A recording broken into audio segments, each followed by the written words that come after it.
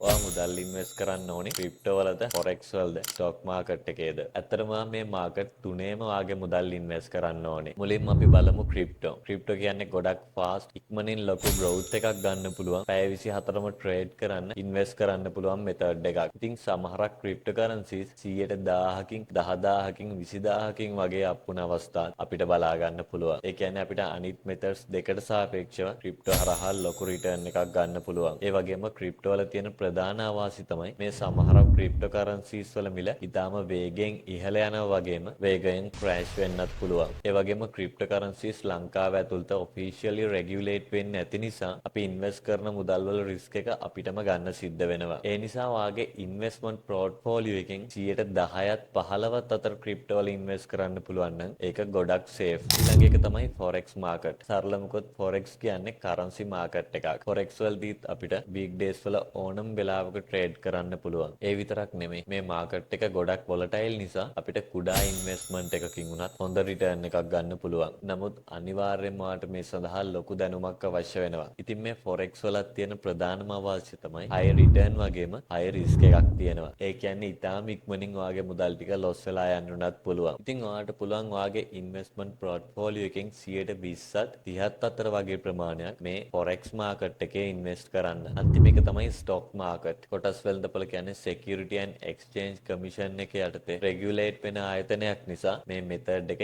Investment වලට ගොඩක් safe. ඒ වගේම තමයි ඔයාගේ ඉන්වෙස්ට්මන්ට් වලට හොඳ රිටර්න් එකක් ගන්නත් පුළුවන් මෙතඩ් එකක් මේක. ඉතින් අපි පසුගිය අවුරුද්ද සාපේක්ෂව බැලුවොත් 96ක වගේ ඉතාම හොඳ එකට එකක රිටර්න් එකක් මේ ස්ටොක් මාකට් එකෙන් දීලා තියෙනවා. ඊට අමතරව සමහරක් ආයතන ඒගොල්ලොන්ගේ ලාභයෙන් කොටසක් ඉන්වෙස්ටර්ස්ලට ඩිවිඩන්ඩ් විදියට, ඒ කියන්නේ පැසිව් ඉන්කම් එකක් විදියට දීලා තියෙනවා. ඒ වගේම තමයි අපිට ස්ටොක් මාකට් එකේ තියෙන ප්‍රධානම අවාසි තමයි අනිත් මෙතඩ්ස් දෙකට සාපේක්ෂව අලුත් ඔපචුනිටිස් නිතරම බලා ගන්න බෑ. ඒ වගේම තමයි ලංකාවේ දේශපාලනය සහ ආර්ථිකයත් එක්ක මේ ස්ටොක් මාකට් එක ලින්ක් වෙලා තියෙන නිසා ආර්ථිකයේ හෝ දේශපාලනයේ සිදුවන කඩාවැටීමකින් ස්ටොක් මාකට් එකටත් ලොකු ඩැමේජ් එකක් වෙන්න පුළුවන්. හරියට 2022 සිද්ධ වුණා වගේ. නමුත් අපි අද කතා කරපු මෙතඩ්ස් අතරින් ඉන්වෙස්ටර් කෙනෙක් විදිහට වාගේ මුදල් ඉන්වෙස්ට් කරන්න හොඳම සහ සේෆ්ම මෙතඩ් එක විදියට අපිට මේ ස්ටොක් මාකට් එක හඳුන්වන්න පුළුවන්. ඔයාලට පුළුවන් ඔයාගේ ඉන්වෙස්ට්මන්ට් පෝර්ට්ෆෝලියෝ එකෙන් 160ත්